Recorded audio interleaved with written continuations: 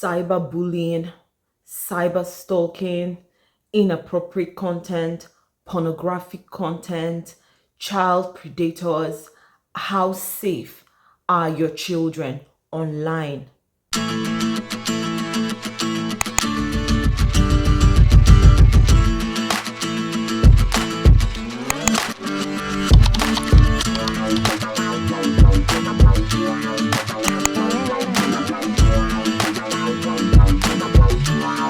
Hi, welcome once again to my channel, Mom Motivation. This is still your number one motivator, Ashley Robert.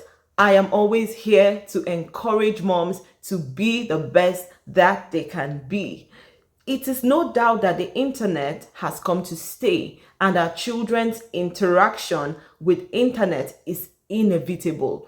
But how do we mitigate against it? What are the things we can do to help keep our children safe online? Please hit the subscribe button. Don't forget to share, like our videos, and comment. We'd like to get your feedbacks. Last week, I started off with a series, Creating a Safe Child Online, and I talked about how you can do that. Today, I will spend some more time talking about how you can create a safe child online and how to ensure that that child you're handing over that smart device to, that is connected to the internet, is safe and well equipped for the challenges that comes with using internet. Last week, I talked about you reviewing the need for your child to have internet and also having a plan for that internet you're about to allow your child to have access to.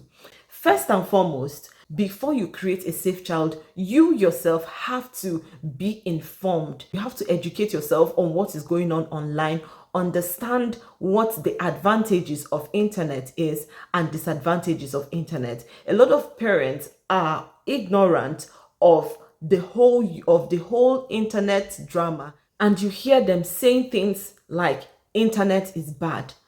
Everything that has an advantage has a disadvantage. So we need to have that balanced conversation where we are highlighting the advantages of internet and also exposing them to the dangers of internet. So the first thing you will want to do is to educate yourself about internet. How can my child leverage internet to their own advantage? And also, how can I protect my children from internet? What are the dangers? What are the perils?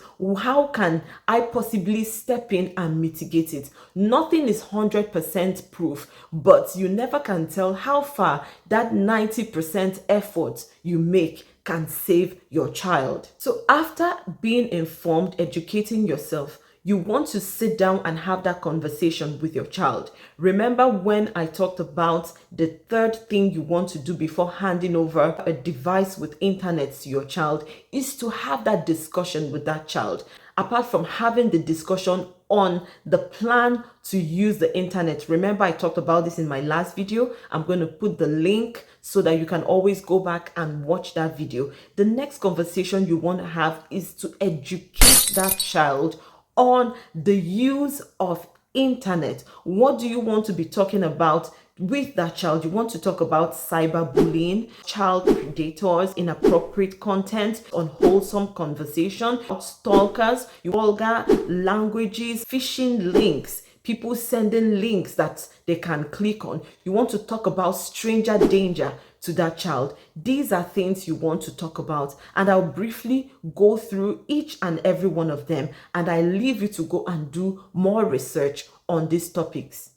What is cyberbullying? Cyberbullying is basically having someone threaten you, become aggressive, or mean to you while online. They could come to you in your DM, it could be through a chat, it could be through a comment session, and it could be even through a text message or video, and they're saying mean and hurtful things at you, trying to intimidate you. These are things you need to make your child know. There is no point protecting your child, making them feel that things like that don't exist, that the world is a bed of roses. You need to make them know that there are people that for no reason we want to, bring them down, say mean things to them, so they can brace themselves against it and know how to avoid this kind of people by not getting into some comment sessions, by not even me, as old as I am, it's not all platforms that I leave my comment on,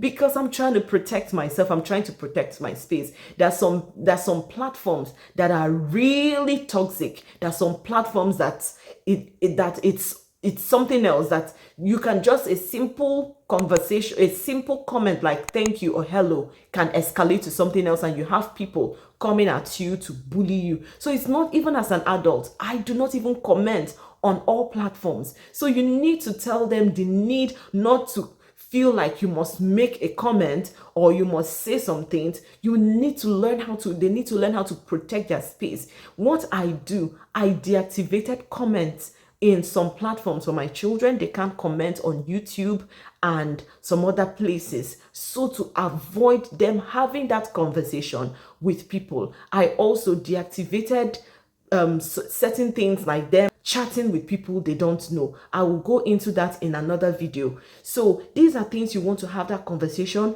Talk to them about cyberbullying, about predators, people that disguise themselves as children, trying to strike up a conversation with them. These predators, they know what your child wants. And you need to also talk to your children about privacy, sharing of information. Don't share private information like what these predators do. If your child likes anime, or they like football, or they like some sports, and of course most of the time they post those things, they are watching those things, they are clicking like, they are saving and all that, they disguise themselves and they begin to have conversations with these children based on their likes, as if they're a child. They can even tell you, how old are you? The child says, I'm 14. They say, oh, I'm 13, or I'm 15, or I'm 14. And the child thinks they're having a conversation, and they're getting into the child's head. They're asking them prompting questions that make these children to discuss certain things about themselves. And before you know it, they're into the child's space, they're into the child's head. So you must have this conversation with your children about predators. And then you must have conversations with them about inappropriate content. Inappropriate content, sometimes it's not outright pornography. It could be suggesting pictures. It could be suggestive words. It could be some sort of suggestive things. You need to let them know that don't fall victim to those suggestive things. Don't even click on it. Sometimes they say, click, want to meet new people, click here. You don't need to meet any new people. You have all the new people you need to meet in real life, in person. You don't go out to meet strangers online. Stranger danger. So you must warn them about all those things. Inappropriate content, and of course, pornographic content. You need to warn them about it. I always tell my children, I say something to them. I said, there is something called degree of exposure. There are times you cannot control things that pop up. Sometimes you can put all the settings in place, and once in a while, some things pop up.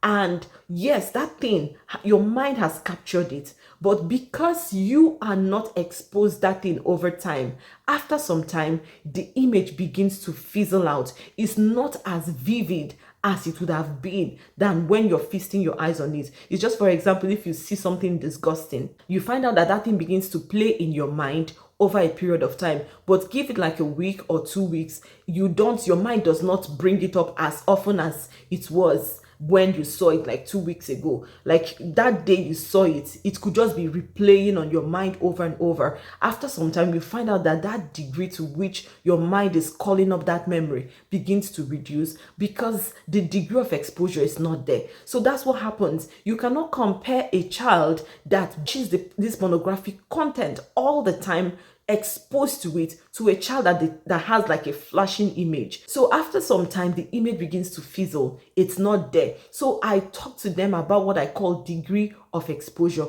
Even though those contents flash, be quick to close it so that it doesn't begin to create that attention in your system or in your memory. I always tell them, energy flows where attention goes. So when you behold something over a period of time, your attention begins to go there. And once your attention begins to go there, energy begins to flow in that direction. So you see why you need to have this pertinent conversation with them about viewing pornographic content, viewing unwholesome stuff. You need to tell them immediately this thing comes up, delete it immediately. Don't, when you just tell them delete it, of course, they will not just delete it when it comes, but when you sit down to explain the impact it will have on them and the consequences of them not deleting it, it comes as an inward motivation for them, and they are able to, on their own, make that decision to close the tab or not click that link. Unlike when you just say don't click the link, you need to create that safe child. You need to have that conversation, tell them the impact of negative use or the abusive use of internet, how it could affect them, the impact it could have on them. And you find out that your child is on their own making that conscious decision to stay safe online. Other conversations you want to be having, warn them about clicking phishing links that they do not know. When things pop up and say click, do not click. You need to talk to them about adding strangers as friends online. Then you need to talk to them about social media. What social media platform are you allowing your child to be on? I see children that are below 10 on TikTok, and I'm wondering why parents are allowing their children that young to be on TikTok. I won't even let my 14-year-old be on TikTok. Yes, we had that conversation. He is not allowed to be on TikTok. So I don't know why parents are handing over TikTok and some other social media that is unfiltered to their children. The CEO of TikTok says that his children are not allowed to be on TikTok until they get to a certain age. So why would you allow your child that is 12-year-old, 13-year-old to be on TikTok? What are they doing there? So you need to decide what social media platform you want your child to be in, and why do you want that child? Why is it necessary that that child goes on that social media platform? You need to also be talking to your children about privacy and sharing. They should not on any account put their pictures as a profile picture on any platform they are on. Let's say they're on YouTube. There is no need putting a profile picture there of their personal picture. Of course, I see children putting a lot of pictures that are not like anime picture of football fans. Those are okay. They don't necessarily show who the child is. And of course, they can have their nicknames as their username, not their real name. Let's say their name is Faith Johnson and your child is putting Faith Johnson there. No, they can have a nickname, whatever name they want to have, it's okay. So you need to talk to them about privacy and sharing. They should be careful the information they share, not sharing their location right now, leaving the Fairview Mall. They're updating what they're doing online. It could be risky, it could be dangerous, they could expose themselves to stalkers. So these are the conversations you will want to have with your child in creating a safe child online. What are your duties as a parent for creating a safe child online? Number one, make sure you stay educated and up to date as a parent to know what is happening. And then number two, educate your child on safe use of internet. Number three, you need to monitor, and monitor. Don't just think I've set up this parental control and you don't go to your own back end to check, or you're not even checking notification, or you turned off the notification. If there is any notification you need to leave on, is your parental control notification. You need to leave it on. And number four, never get tired of educating. Continue educating, continue reinforcing what you have already told your child. Don't say I've said this thing before. You just keep talking about it, just keep reinforcing to be sure you are all on the same page. Then number five, create alternative activities. So it's not enough to just say, I don't want you to be on your phone. What are the alternative activities you are creating to engage your child when they are not online? So you must have that activity mapped out. Do you want them to read? Do you want them to take some courses or some classes? Do you want them to to acquire some skills. What are the alternatives? So as you're saying, I want you to reduce your time online, you must have another alternative you're presenting to that child, saying, these are the things, this is the other thing I want you to be doing. Number 6 thing you want to do is have a contingency plan. God forbid, should your child fall victim of online drama, online insecurity, online danger, how do I step in and help my child? How do I mitigate the effect, the impact, so that my child can recover from it, so that my child can learn from it, so that my child cannot go down under? We've had stories of children that fell victim and committed suicide because they could not come clean. And the last but not the least thing is to create an atmosphere where your child can actually open up to you and have an honest conversation with you.